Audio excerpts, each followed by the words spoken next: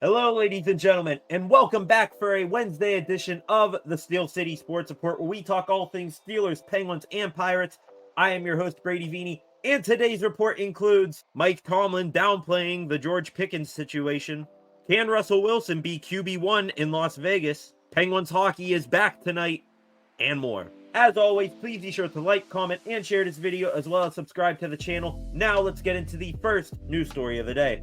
Mike Tomlin is downplaying the George Pickens situation. On Tuesday afternoon, Mike Tomlin held his annual weekly press conference, recapping Sunday night's game against the Cowboys and looking ahead to this weekend's game against the Raiders. One of the main topics that the media questioned Tomlin heavily on is the antics of wide receiver George Pickens. From poor effort running routes, to an expletive message on his eye black, to grabbing a Cowboys player by the face mask after the game, Sunday night was not a good look for Pickens on and off the field. When asked if he had any level of concern with Pickens' effort or eye black message, Tomlin responded, "I don't know what messaging you're talking about regarding his eye black.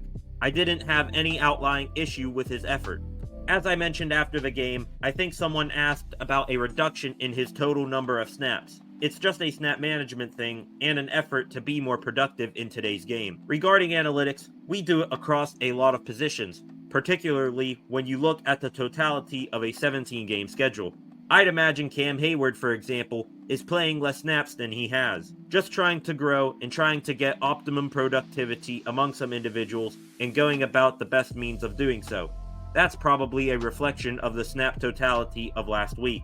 Right after that answer, Brooke Pryor of ESPN doubled down by telling Tomlin what Pickens' eye black said, and about GP's actions on Cowboys corner Jordan Lewis after the game, asking if Tomlin is concerned about George's behavior and if he will address it. There are certainly things that I'm open to addressing and will and do. I just don't detail it in settings like this, because this is business between he and I in terms of his growth and development as a player and as a man. I just don't think it aids that growth in the development to address it in open settings such as this. Regarding his behavior, I am aware of that, and obviously that has been and will continue to be addressed. I wasn't aware of the messaging, and so I'm just giving you a knee-jerk response to that. Pretty much the only honest answer that Tomlin gave there was it not being appropriate to address Pickens' behavior in the press conference. How do you not know that your top receiver has that eye black message? Did you not look at him once in the 5 hours you were together, including the hour-and-a-half rain delay in which I'm sure you were in the same locker room? Also, Mike, please stop giving the poor excuse of limiting his reps like Cam Hayward. Cam is hitting someone, or more accurately, multiple people, every single play, while the most contact George made on Sunday night was grabbing Jordan Lewis by the face mask. One final time, Tomlin was asked if he still thinks Pickens is handling all the adversity and attention on him positively, like he said he believes GP would before the season started. Well, in those instances, no. But largely, it's been an improvement in those areas, certainly. I want to believe this answer so much, and Tomlin does have a knack for dealing with hot-headed wide receivers, but there has clearly been minimal, if not zero, improvement. Just go down the list. Antonio Brown, Juju Smith-Schuster, Deontay Johnson, and now many of us fear that Pickens is creeping closer to running himself out of town like them. Maybe the most comical answer that Tomlin gave in his press conference was when he said he is comfortable with the contributions of his other receivers besides Pickens. I guess your running back being your reception yards leader against Dallas is okay. Tomlin, you got a lot of work to do between now and Sunday. And I'm not just talking about preparing for the Raiders, but preparing Pickens to be in the right headspace and contribute on offense. Could Russell Wilson be QB1 in Las Vegas? Moving away from George Pickens and on to another fan favorite topic, the quarterbacks, head coach Mike Tomlin had a little bit of a different tone when talking about his QBs this week. According to Tomlin, Russell Wilson is scheduled to be a full participant without any restrictions starting on Wednesday. This is the first time since re-aggravating his calf injury that Wilson will have such a designation. Coach T added that Wilson will start by getting reps with the second teamers, and the door is ajar for him to be active Sunday, but he will see where things go throughout the week.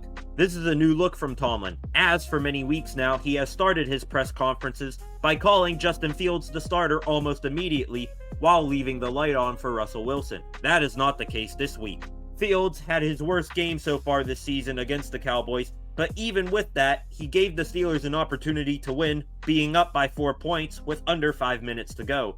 JF2 had a massive opportunity Sunday too, with a good performance, solidify himself as QB1, even when Russ is healthy, but he missed that chance. If I had to look into my crystal ball here, I'd say that Fields starts in Vegas, but maybe has a shorter leash than weeks past, especially if Wilson is active. The ball is now in Fields' court, and he controls his own destiny of either remaining starter or being overtaken by Wilson with how he plays Sunday. Regardless of who the quarterback is, this is as close to a must-win game as you can possibly have in Week 6 of a season for the Steelers. Steelers injury updates. Though Russell Wilson will be a full participant in practice this week, and is inching closer to coming off of the injury list, more and more names keep piling up on that same injury list for the Steelers.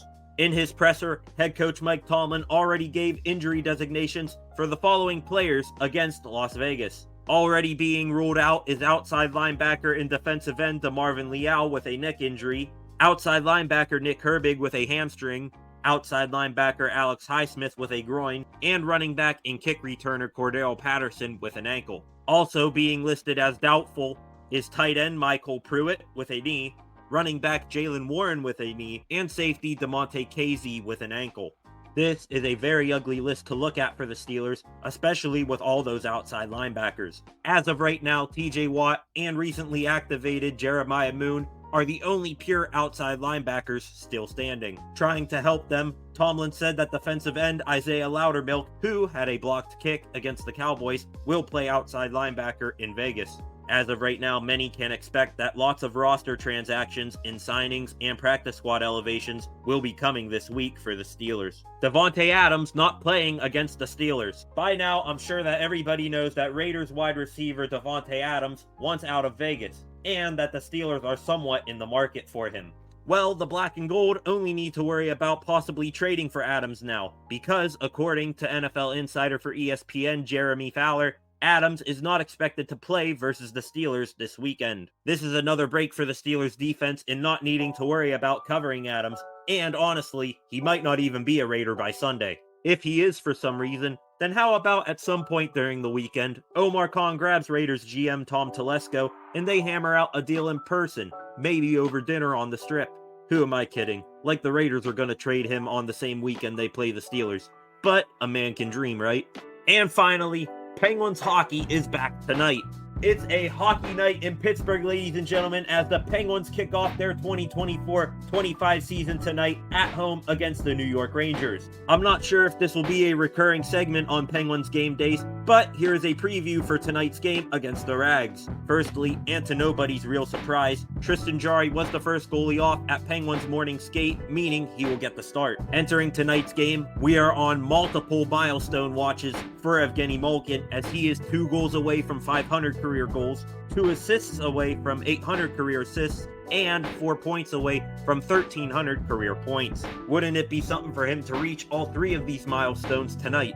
And the last and biggest note of today's preview is that forward Brian Rust has the new milkshake at the Milkshake Factory. Many fans have been clamoring for a new player shake, and Brian Rust, like he traveled back in time to the 2016 playoffs, delivered in the clutch. Besides, if you watch the video of him making his milkshake, it's awesome watching Rusty throw shade at Jake Gensel. Puck drop for tonight's game is at 7:30 p.m. and is available on TNT and Max. I hope all of you who are watching this join me tonight, as I will be live streaming the game. And with that, ladies and gentlemen, that wraps up a Wednesday edition of the Steel City Sports Report. Again, please be sure to like, comment, and share this video, as well as subscribe to the channel. Thank you guys for watching, and I will see you guys back here tomorrow with some more Pittsburgh sports news.